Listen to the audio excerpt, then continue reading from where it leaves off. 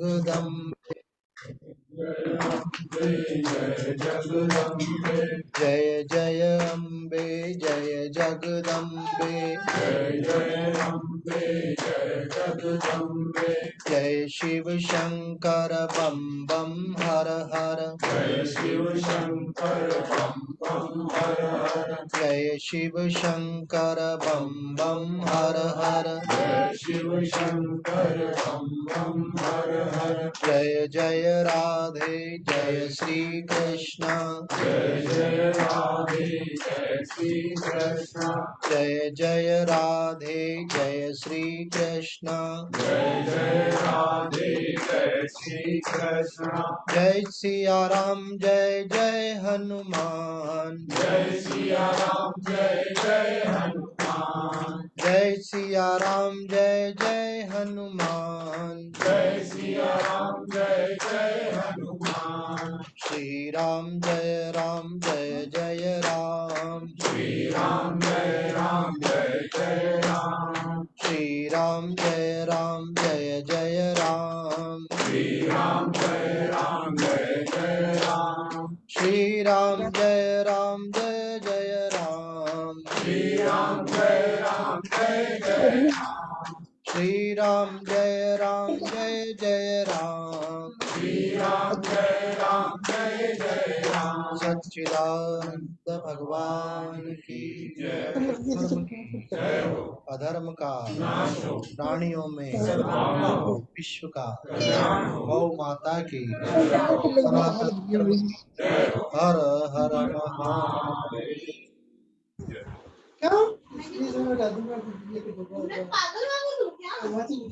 श्रीमद् भगवत गीता का हम लोग मनन कर रहे हैं। जो नित्य हम लोग मनन करते हैं उसके अंतर्गत हमने पिछली बार गीता जी के 8वें अध्याय का चौथा श्लोक देखा था, जिसमें भगवान श्री कृष्ण कहते हैं अधिभूतम सर्वभाव पुरुषश्चा अधिदेवतम अधियज्ञो हमेवात्र देहे देह भ्रताम वर। श्लोक का अर्थ है, हे देहधारियों में श्रेष्ठ अर्जुन, क्षरभाव अर्थात नाशवान पदार्थ को अधिभूत कहते हैं और पुरुष अर्थात हिरण्यगर्भ ब्रह्मा जी को अधिदेव कहते हैं और इस देह में अंतर्यामी रूप से में अधियज्ञ। पिछले अध्याय के अंतिम श्लोक में भगवान ने कहा था कि जो मुझे अधिभूत अधिदेव अधियज्ञ के सहित जानता है वो अंत समय में भी मुझे जानते हुए मुझे प्राप्त हो। तो अर्जुन के मन में प्रश्न आया फिर, तो इस 8वें अध्याय के अंदर अर्जुन ने सबसे पहले श्लोक में और दूसरे श्लोक में 2 श्लोकों में 7 प्रश्न भगवान से पूछे। भगवान, जो आपने ये कहा कि अधिभूत अधिदेव और अधियज्ञ के सहित मुझे जानता है, तो इसका मतलब क्या है?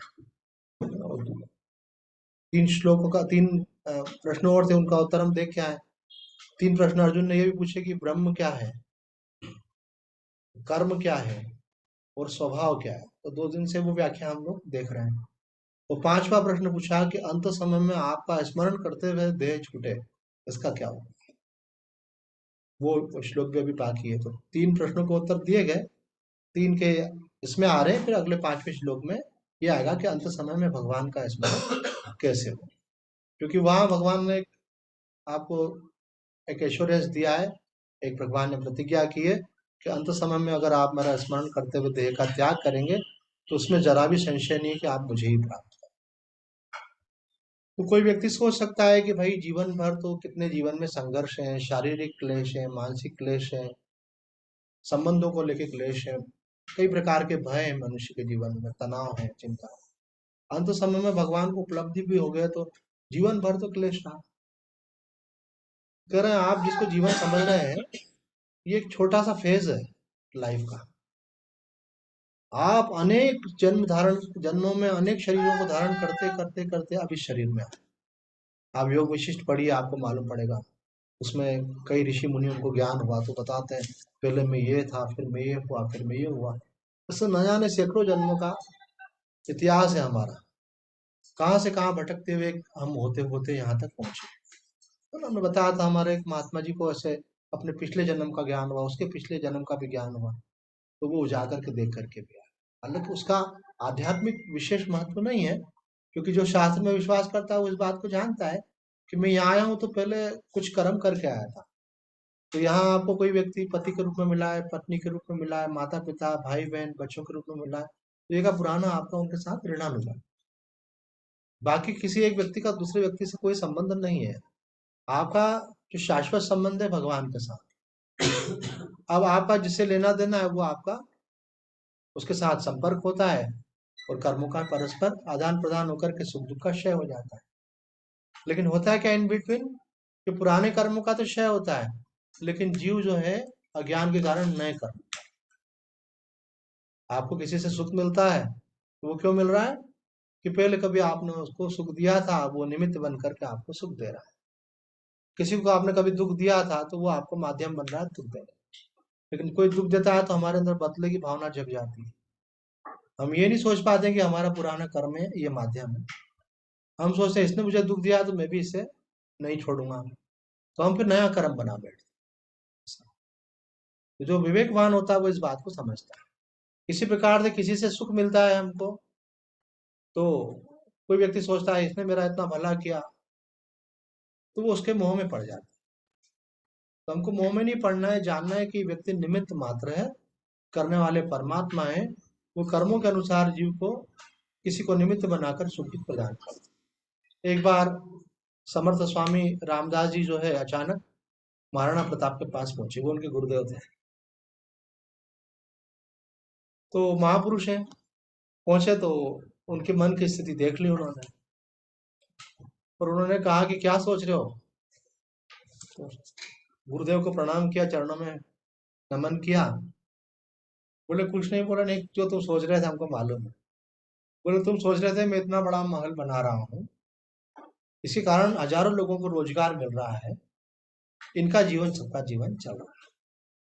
सोच रहे थे ऐसा, तो शर्मिंदा हुए। हाँ बोले विचार ऐसा आ गया था। तो उन्होंने कहा तुम्हारा जो भाला है उनका बड़ा भाला बड़ा मजबूत था। बोले इसको ये जमीन की शिला है, इस पे फोड़ो, इसको फोड़ा उसको, तो कई टुकड़े उसके हुए और उसके अंदर से एक कीड़ा निकला, कुछ पत्थर की शिला में से कीड़ा। तो वो कहने लगे कि ये पत्थर की शिला में ये कीड़ा जो है, इसको यहाँ इसका पालन पोषण कौन कर रहा है, यहाँ भी इसको जीवन है, यहाँ भी इसको जो आवश्यकता है वो पूर्ति हो रही है। बोले ये मनुष्य का अभिमान होता है, मैं किसी के लिए कर रहा हूँ। जैसे करने वाले के मन में होता है कि मैं कर रहा हूँ, वैसे जिसके लिए होता है कभी कई बार वो मान लेता है। जब तक आप ब्रह्म ज्ञान नहीं होता है, सत्संग नहीं सुनते, तब तक ऐसा ही मानता है व्यक्ति। और बड़े मजे की बात ये है, आश्चर्य की बात है, यहाँ बड़े दुख की बात कहें जो भी बोले, कि सालों तक सत्संग सुनने के बाद भी मनुष्य कर्ता और भोक्ता में ही बना रहता है। कोई ऐसा इसका स्पेशल प्रयास नहीं रहता है कि मैं आत्मा में आ जाए। ऐसे आप उससे वर्बली पूछोगे कि आप सत्संग में जाते हो भैया, थोड़ा बताओगे कि आप कौन हो, शरीर हो गया आत्मा, बोला नहीं आत्मा हो गई। पर आप सारे व्यवहारों में वो एक कर्ता भोक्ता बना रहेगा। उसने मेरे साथ ऐसा किया था और उसने मेरे साथ वैसा किया था और मैंने उसके साथ ऐसा किया है, तो इसने मेरे साथ ऐसा किया, ये सब क्या है, ये अज्ञान है। व्यवहार में ठीक है, बोलने में आएगा भाई उसने मुझे रोटी खिलाई, उसने मुझे पानी पिलाया, मैंने उसके लिए काम किया, व्यवहार में बोलते हैं। लेकिन आप जब ऐसा सोचते हो कि ऐसा ही है, तब आप उससे प्रभावित होते हो। अगर आप ऐसा ही है ऐसा नहीं मानोगे, तो गुरुओं का ज्ञान आप पे असर करने लगा। बोले व्यवहार में बोल रहे हैं लेकिन एक्चुअलिटी यह नहीं है। जैसे मानो आप कि आपसे किसी से शादी हुई तो आप क्या मानते हैं ये मेरे पति है, तो एक्चुअल में पति हैं कि आप मान रहे हो। बोले मैं समझी नहीं।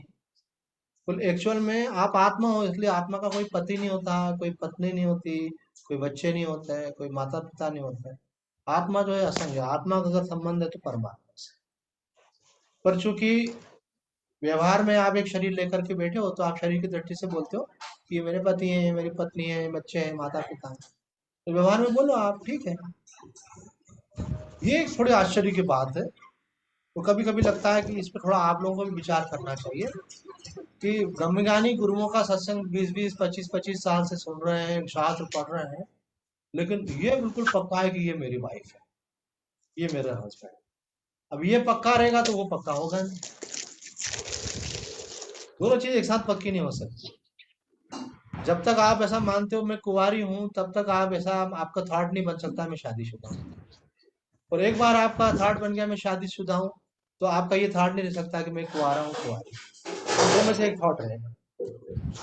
जब तक हम साधु नहीं बने थे तब तक हमारा एक सामान्य विचार था कि मैं एक विद्यार्थी हूँ। गृहस्थ में तो हमारा जाना हुआ नहीं, तो मैं विद्यार्थी समझते थे अपने को।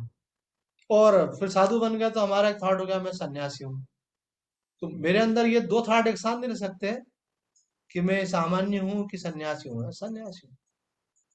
स्टेटस पूछेंगे, हम बोलेंगे क्या करते हो, हम तो सन्यासी हैं। ऐसा पक्का हो गया सन्यासी। और वास्तविकता क्या है? एक दृष्टांत से समझे। अखंडानंद जी महाराज के पास एक व्यक्ति पहुंचे, हमारे वृंदावन वाले स्वामी जी के पास, और जाकर कहा कि महाराज जी मैं आपको बहुत पहले से जानता हूँ। बोला अच्छा कैसे? बोला आप अमुक गांव के हैं, आप पंडित जी थे वहां पर, पंडिताई करते थे, तो मैं आपको तब से जानता हूँ। पहले आप पंडित जी थे, अब आप सन्यासी हो गए। तो महाराज जी ने कहा कि बेटा तुमको पहले भी गलत फहमी थी और अभी भी गलत फहमी। तो क्या? बोले हाँ। बोले ना तो हम पहले पंडित थे और ना आप सन्यासी हैं, हम तब भी आत्मा थे और अब भी आप। और ये उत्तर कब दिया? महाराज जी ने ये उत्तर सपने में दिया, क्योंकि सपने में उस व्यक्ति ने ऐसा बोला। महाराज जी को सपना आया पर सपने में भी उनका ज्ञान हिला नहीं।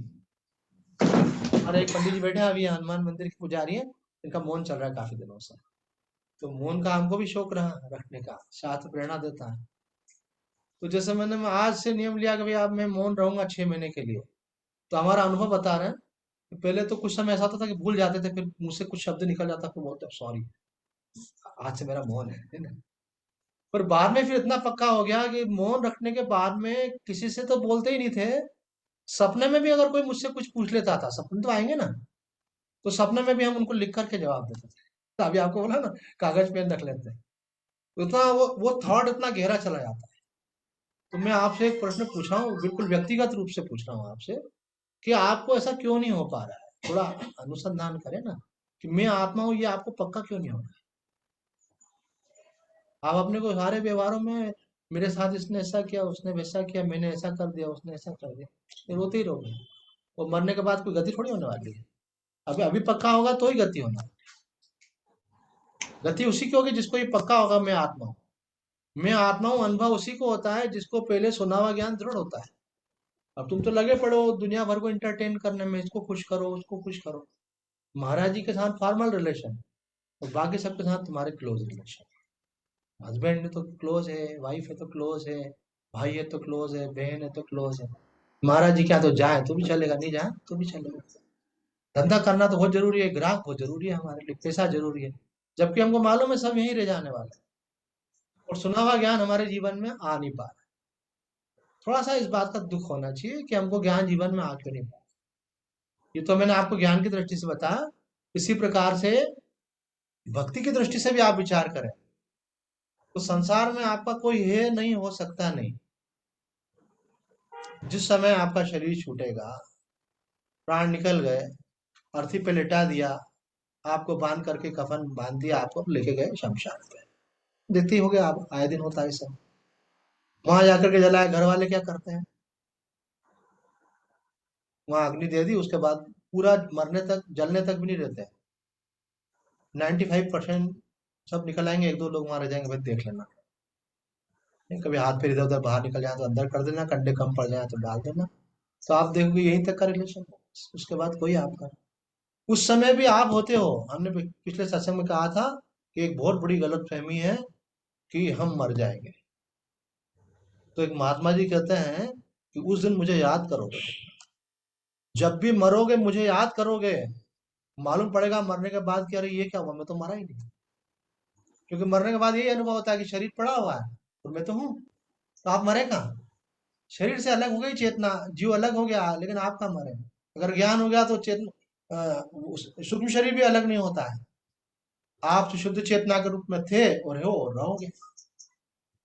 तो मृत्यु किसी की होती ही नहीं है, पर एक मृत्यु शब्द है शरीर से, सूक्ष्म शरीर का निकल जाना।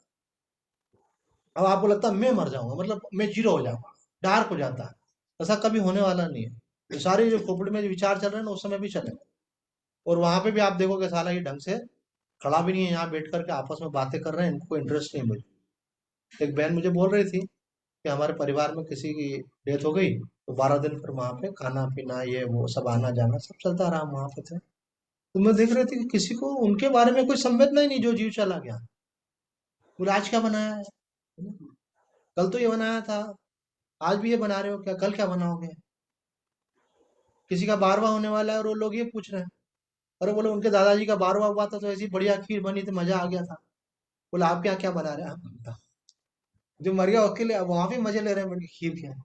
तो आप बहुत बड़ी गलत फहमी में जी रहे हो, किसी का आप में इंटरेस्ट है, आप में किसी का इंटरेस्ट नहीं, अपने सुख में सबका इंटरेस्ट। आप जिनके लिए मर रहे हो, पच रहे हो, निभा रहे हो, ये बेवकूफी कर रहे हो, कुछ भी नहीं कर रहे हो। ये जितनी जल्दी समझ में आ जाए कि हम बेवकूफी में फंसे हुए हैं, उतना जल्दी निकल जाओ। और जितना जरूरी आवश्यक कर्तव्य है वो तो भगवान की दी हुई सेवा है। बच्चे को पालना है आपका कर्तव्य है, बच्चा बड़ा हो गया, समझदार हो गया, अब आप लगे पड़े हो उसके पीछे। अब आप काय को लगे पड़े, वो आपको चाहता ही नहीं, वो बोला मैं अपने विवेक से काम कर रहा हूँ, करने दो। बच्चों की शादी हो गई उसके बाद तो फिर आपका टोटल रोल खत्म हो जाता है। देखो आप प्रकृति को देखो, आपको समझ में आएगा। जितने भी पशु पक्षी हैं, उनकी संतान बड़ी होती है, इंडिपेंडेंट होती है, उसके बाद वो फ्री कर देता है उसको। कोई पशु पक्षी उसके पीछे भागता नहीं है, मेरा नहीं बोलता उसको। हम उसके बाद में भी होल्ड करते हैं, इतना इन्वेस्टमेंट इन पे टाइम का, एनर्जी का किया, ये इसलिए किया है कि पहले आपने लिया था इसलिए अब दिया है। अब कोर्स पूरा हो गया, लेकिन आप उसको कंटिन्यू करना चाहते हैं और उनके मुंह में पड़े रहते हो। तो ये बात अपने अंदर रहने के कारण ही हमको ज्ञान पक्का नहीं होता। हमारा भगवान के साथ जो शाश्वत संबंध है उसका हमको स्मरण नहीं।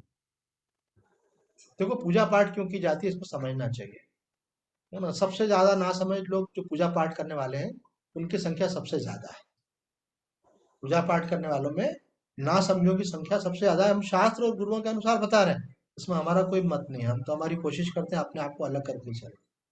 वो किसके लिए करते हैं, कि हमको संसार में सुख मिले और संसार में दुख नहीं मिले, इसलिए पूजा करते हैं। सब अनुकूलताएं बनी रहे और प्रतिकूलताएं नहीं है। लखननारायण जी महाराज क्या कहते हैं, वृंदावन वाले स्वामी जी का उस दिन हमने आपको बताया था।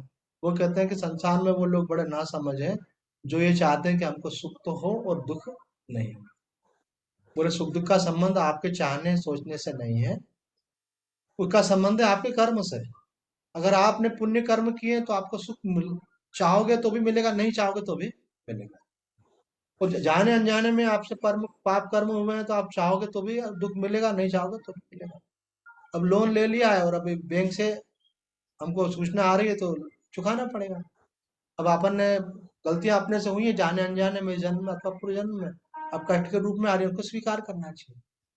लेकिन हम तो हाइपर हो जाते हैं, इसने मेरे साथ ऐसा कर दिया, मैं ये कर दूंगा, मैं वो कर दूंगा। काहे कि तुम 2 कौड़ी के साधक नहीं हो, बार बार हाइपर हो रहे हो।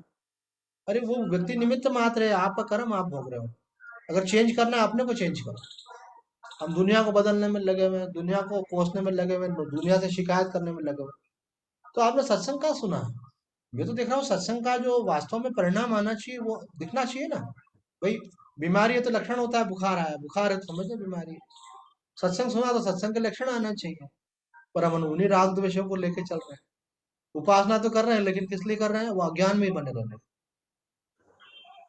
एक बार मैं यहाँ त्रिवेणी कानून में बहन जी के घर रुका हुआ था, तो उनकी सहेली पास में सामने रहती थी। तो उन्होंने कहा कि स्वामी जी हमारे यहाँ रुके हैं। तो सहेली ने बोला कि मेरे पतिदेव को भी रुचि है संतों के दर्शन में, मैं भेज दूं क्या उनको। बोला हाँ भेज दो। घटना हम पहले सुना चुके हैं, आपको फिर से सुना रहे हैं। तो उन्होंने कहा स्वामी जी एक प्रश्न पूछूं। उन्होंने कहा हमको प्रश्न पूछने वाले बहुत अच्छे लगते हैं, है ना। बुद्धू टाइप के लोग अच्छे नहीं लगते, आए मत्था टेका, खिलाया पिलाया, प्रणाम किया, चले गए। महात्मा इसलिए थोड़ी होते हैं, महात्मा इसलिए होते हैं कि आप समझ, आपके मन में जिज्ञासा उसका समाधान करो। उन्होंने जो शास्त्र पढ़ा उसका उपयोग तो यही है कि आपको बताएं, जो गुरुओं से सीखा है वो आपको बताएं, चर्चा करो। घटना जी महाराज कहते हैं कि कोई भक्त अगर घर पे बुला करके भोजन कराता है, महात्मा को दक्षिणा देता है, प्रणाम करता है, तो महात्मा उससे प्रसन्न नहीं होते हैं, महात्मा उससे प्रसन्न होते हैं जो उनसे जिज्ञासा करता है। अब वही बात बढ़िया। हाँ पूछो पूछो, बढ़िया बात पूछी आप। बस। तो वो उन्होंने कहा मैं पूछ सकता हूँ, मैंने कहा बिल्कुल पूछ सकते हो निसंकोच। और जब तक समाधान नहीं हो जाए, हमारे गीता में भगवान ने आदेश दिया, तद विद्धि प्रणिपाते न परिप्रश्ने न सेवया उपदेक्षन्ति ते ज्ञानम ज्ञानी न तत्वदर्शी।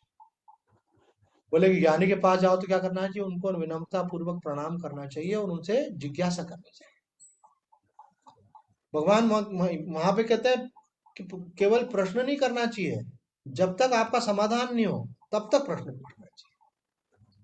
तो उन्होंने प्रश्न पूछा, वो प्रश्न उनका नहीं था, वो आप लोगों का, इसलिए मैं उनको रिकॉल कर रहा हूँ केवल। प्रश्न ये था कि स्वामी जी, हम ये पूजा पाठ भी करते हैं, हम जप भी करते हैं, हम व्रत नियम भी करते हैं, लेकिन फिर भी हमारे जीवन में वो शांति तो नहीं है, वो खुशी तो नहीं है, वो आनंद तो नहीं है, वो मस्ती तो नहीं है। तो आखिर ऐसा कैसे हो? ऐसा होता भी है कि नहीं होता है? सबसे पहले तो व्यक्ति को ये मालूम ही नहीं होता बहुत सबको कि ऐसा होता भी है।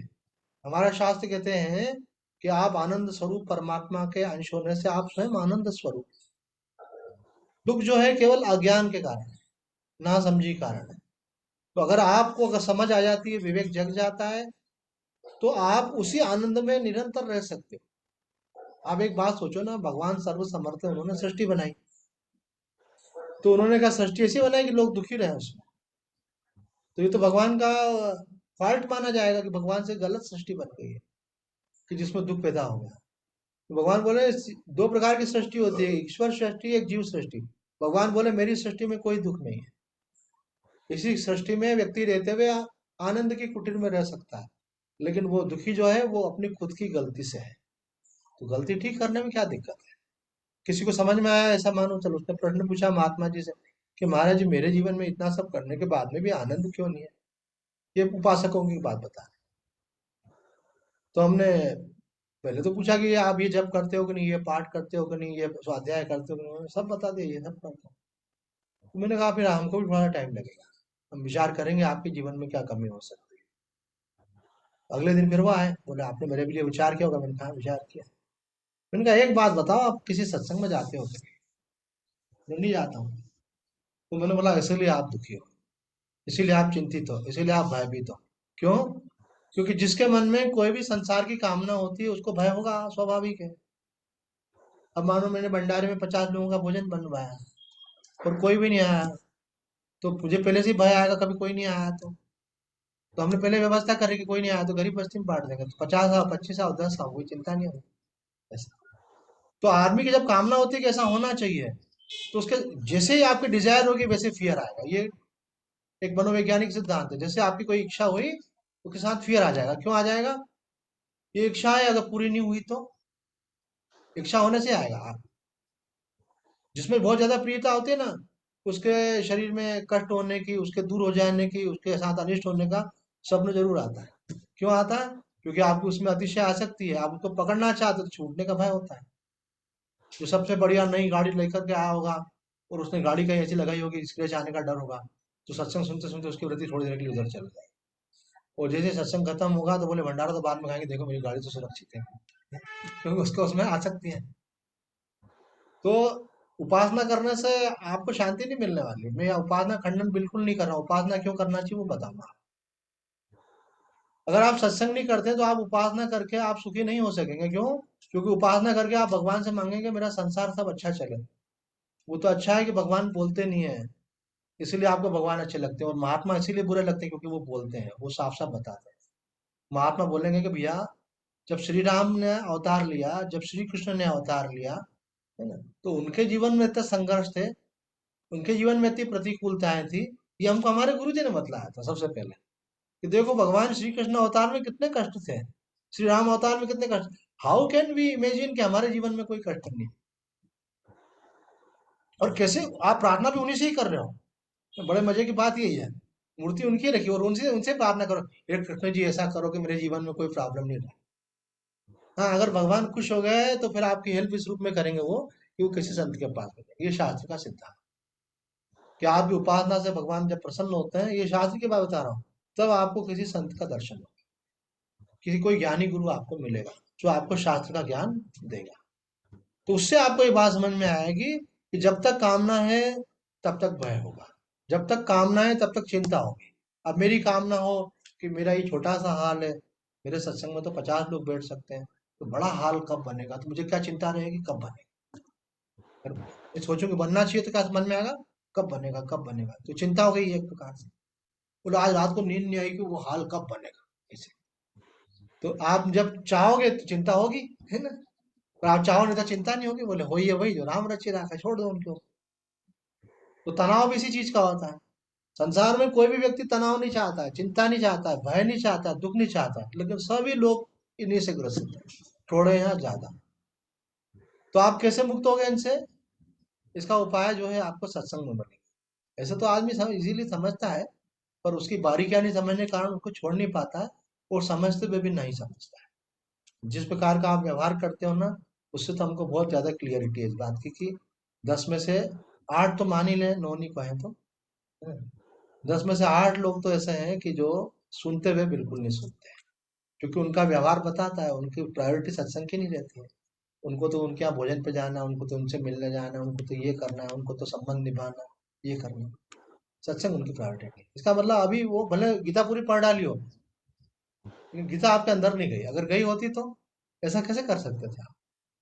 वो तो आश्चर्य होता है, ये कैसा व्यवहार चल रहा है।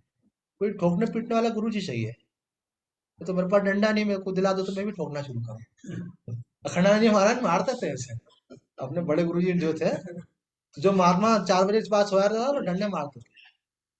ये कौन गुरु है आपका जिसने आपको बताया कि 10 बजे उठो और आप 2 बजे तक बैठ के पूजा करो? मन माना। संसार में किसी भी कार्य में सफल होना है तो उसकी कोई विद्या होती है, कोई तरीका होता है। आजकल जिसको देखो वो सब आराम से 10 बजे उठ रहा है, और बोले मैं तो भगवान को 12 बजे उठाती हूँ स्वामी जी, भगवान जानते हैं मैं तो वो बिजी हूँ ऐसे। अच्छा, ये तो वो उठाने का टाइम है। अब अपने हिसाब से व्रत रखना, अपना नियम रखना, ये क्या होता है, इससे उल्टा काम होता है।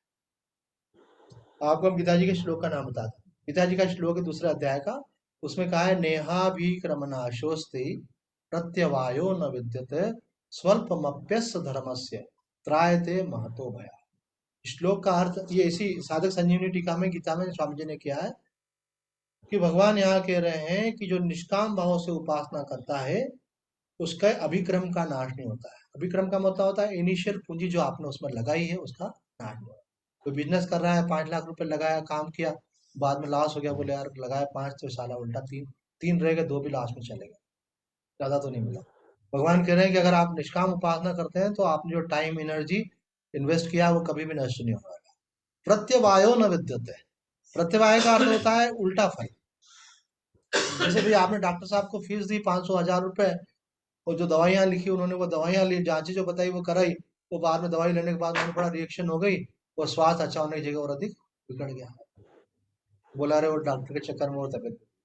हमारा भी एक बार हुआ ऐसा, डॉक्टर के चक्कर में 3 महीने तक भुगतते रहे, फिर बाद में डॉक्टर ने बोला रहे की जरूरत ही नहीं थी आपको, 3 महीने से फालतू ही भुगत रहे, उठने का जरूरत जरूरत तो उन्होंने दिया वाले डॉक्टरों ने, उनकी गलती से हो रहा था। तो कहने का अभिप्राय ये है कि भगवान की निस्वार्थ उपासना करने से भगवान कह रहे हैं कि उल्टा फल भी नहीं होता कभी। स्वल्पमप्यस्य धर्मस्य त्रायते महतो भयात्। अगर थोड़ा भी अगर आप राइट मेथड से उपासना कर रहे हो जो शास्त्र बता रहा है, तो वो आपका अवश्य कल्याण करेगा। आप ऑन दी पाथ आ जाओगे, आप राइट मार्ग पे आ जाओगे, आपका कल्याण होगा। पर आपकी साधना उपासना जो आप कर रहे हो वो शास्त्र अनुकूल है कि नहीं है? अपने बाप का राज चल रहा है, जब जो चाहे जो पढ़े, जितना पढ़े, जैसे पढ़े, पवित्रता से पढ़े, अवित्रता से पढ़े। हमने आज बहन जी को बोला, मैंने कहा बेटा भंडारा पूरा बेकार हो जाएगा, कोई अपवित्र चीज का हाथ लगाते हैं। हमको मालूम है ये चीजें देवी शक्तियां कैसे काम करती हैं और कैसे सहायता करती हैं। वो भी चमत्कार देखो, बनाओ 50 का खाएंगे 500, जब देवी शक्ति काम करती है।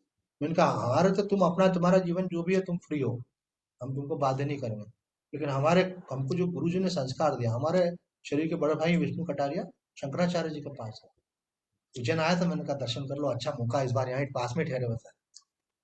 तो बोले गुरु जी हमारे लिए क्या उद्देश्य? तो उनकी बॉडी लैंग्वेज देख के समझ गई अच्छा साधक है। बोले बेटा तुम गृहस्थों को बस एक दोष पड़ा रहता है, उसका ध्यान रखना पड़ता है संतों के साथ अगर जुड़ते हो तो, कि हम लोग पवित्रता का विशेष ध्यान रखें। और ये सीक्रेट बता रहे हैं आपको, हमको एक सिद्ध संत ने बताया कि अगर आप देवी शक्ति का जागरण चाहते हो अपने जीवन में, अगर आप कोई डिवाइन एक्सपीरियंस चाहते हो, तो वो तब तक नहीं हो पाएगा जब तक आपके जीवन में शुद्धि नहीं होगी, पवित्रता नहीं। उसका बार बार हमारे शास्त्रों में निर्देश होता है ना। ये बहन के घर एक बार भोजन करने का, बोले मेरी सास में से कभी कभी परेशान होती थी। मैंने कहा क्यों? बोले मैं खाना बनाती तो 8 बार तो हाथ धो लेती हूँ ऐसे। तो मैंने बोला तुम्हारे हाथ का खाना तो हमको चलेगा। क्यों? जिसको पवित्रता से रहने का अभ्यास है, शुद्धता से रहने का अभ्यास है, वो व्यक्ति संत की सेवा कर सकता है, वो भगवान की सेवा कर सकता है। अशुद्धि वाला कैसे करेगा? तो यहाँ कह रहे हैं उपासना भी आप मन माने मत करो, कम से कम एक व्यक्ति को ऑथेंटिक मान। मैं अपना बताता हूँ, मैं भी बुरी तरह से डांट खा चुका हूँ। एक महात्मा जी मुझे मिले, उनके लिए एक दूसरा महात्मा जी ने मुझे बताया। तो केदार बाबा जी ने बताया मुझे, ये जो विलीन आत्मा जी है इनको गणेश जी की सिद्धि है। उसका एक एग्जाम्पल दिया कि इन्होंने अपने एक भक्त को बोला, जा बेटा टिकट करवा के ला हमारी। तो वो आ गया वापस, कि महाराज जी टिकट है ही नहीं, वेटिंग बहुत दूर का है, मिल नहीं पाएगा, फिर फायदा क्या लेने से, मैं तो आ गया। अरे तुम इतना सा काम नहीं कर सकते बेटा? गुरु जी मैं तो हो क्या है ना, मैंने तो काम किया, अब वो मिले नहीं तो मैं क्या कर सकता हूँ? बोला अच्छा ऐसा कर, आप जाते। बोले महाराज जी वहीं से आ रहा हूँ। अरे फिर संतों से बहस करता, बोला ना तेरे को अब जा। गया वहां तो टिकट मिल गया, किसी का कैंसिल हुआ उसको मिल गया। तो इस बीच में उन्होंने क्या करा, अथर्व शीर्ष का पाठ किया, उनको अथर्व शीर्ष की सिद्धि दी। तो मेरे को ये बाबा जी ने बताया था। तो एक बार उनके साथ बैठा था महाराज जी के साथ, तो मैंने कहा महाराज जी मैं भी अथर्व शीर्ष का पाठ करता हूँ। अच्छा अथर्व शीर्ष का पाठ करता है? तब मैं बिगनर था, साधु तो था मैं। तो बोले पढ़ के बता मेरे को। जो मैंने पढ़ा तो उनका चेहरा लाल हो गया, बैग को पह के बंद कर। उस दिन के बाद आज तक नहीं पढ़ा मैंने। ऐसी डांट लगी मेरे को, छूट जाता है आदमी का डर के मारे। बोले ऐसा पढ़ते हैं, कुछ का कुछ उच्चारण। हम ये मैं इसलिए बता रहा हूँ कि आप लोग ध्यान दें, आप जो पाठ करते हैं, किसी से आपने कभी परीक्षा करवाई कि नहीं किसी पंडित जी से, कि हम पंडित जी हम ये गीता पढ़ते हैं, हम ये गीता ये पाठ पढ़ते हैं, हम ये श्लोक पढ़ते हैं, ये देवी का ये मंत्र पढ़ते हैं, तो वो सही है कि गलत है? जो मन में आएगा पढ़ोगे बस। बोले कहाँ पंडित जी के पास जाएंगे, कौन विद्वान मिलेगा? 10 में से 8 तो आपको ज्ञान ही मिलेंगे। हमारे भाई लालचंद जी बहुत बड़े दानी पुण्यात्मा, शुद्ध कर्म करने वाले थे, पवित्र आत्मा। उन्होंने जब अपनी फैक्ट्री का उद्घाटन किया यहाँ ऑयल का काम का, तो मुझे लेके गए। तो वो जो पंडित जी था वो शांताकारम भुजग शयनम ये मंत्र भी उसने इतना गलत सलत पढ़ा। पर मैंने बोला इनकी खुद की पुण्य इतनी है कि कोई कुछ नहीं बिगाड़ पाएगा। पर पंडित जी ने तो कोई कसर नहीं रखी थी। तो अब आपको खुद को ही नॉलेज नहीं है, आप किसी को पकड़ लाओगे। अभी किसी ने मुझे बोला कि हमारी बच्ची को जो है बहुत मेंटल प्रॉब्लम हो गई है, मैं एक महात्मा जी के पास भेजा उनको।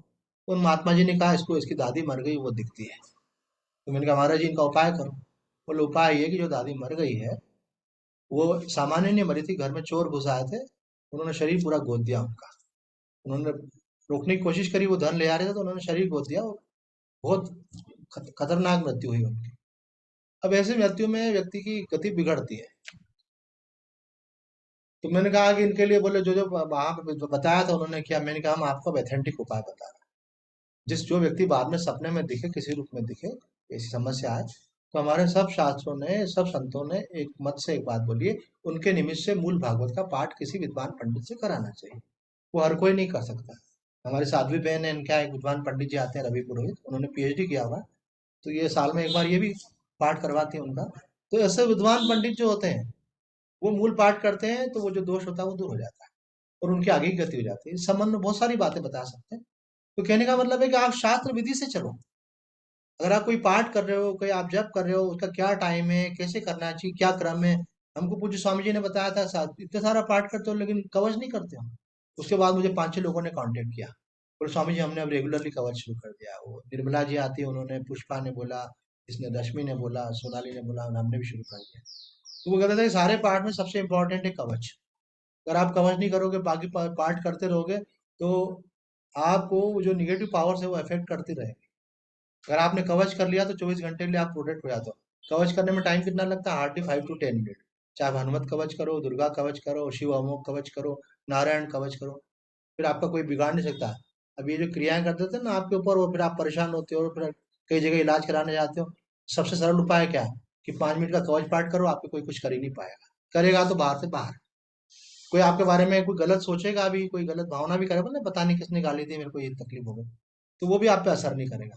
कितना सरल उपाय है, हर व्यक्ति उपासना करता ही है। तो स्टार्टिंग कहाँ से करना चाहिए?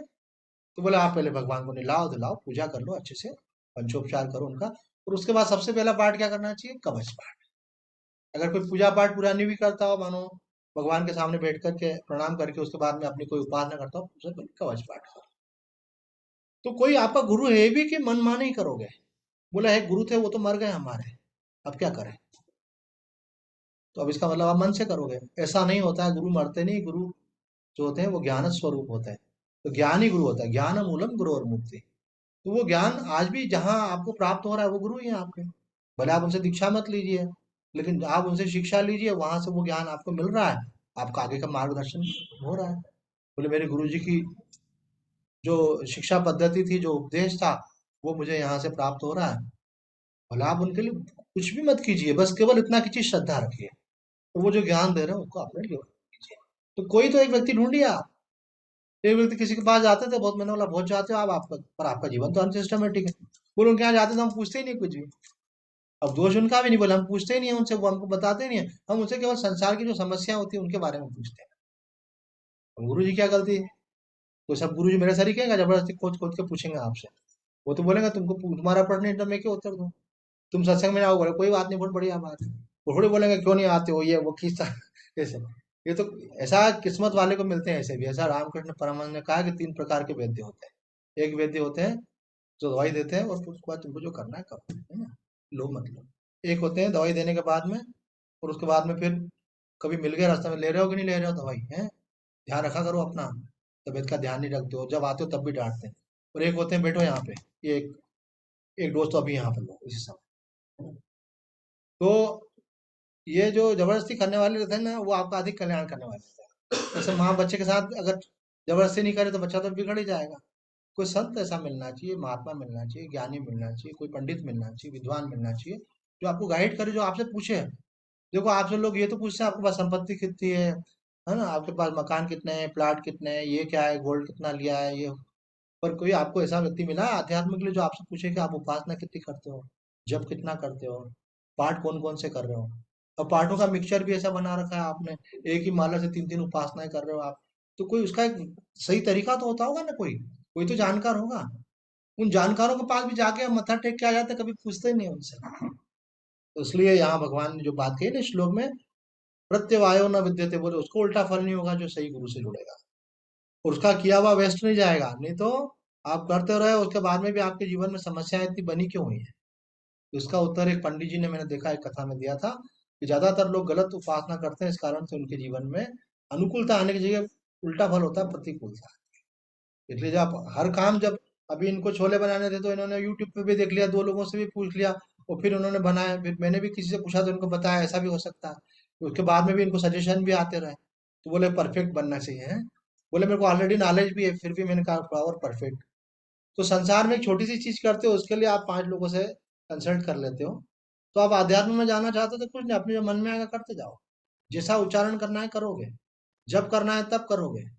तो हमारा अभी ये प्रसंग वाली बात निकली है, इसलिए कि अगर आप सफल होना चाहते हो तो सही मार्ग पर बढ़ो, सही कर्म करो, सही उपासना करो और सही ज्ञान को प्राप्त करो, ताकि आपके जीवन के समस्त क्लेशों की सदा के लिए निवृत्ति हो, परम आनंद की प्राप्ति हो।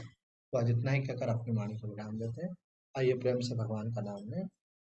जय जय अम्बे, जय जगदम्बे, जय जय अम्बे, जय जगदम्बे,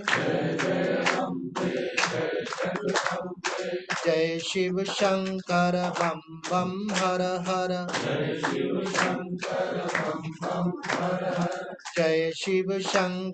बम बम हर हर,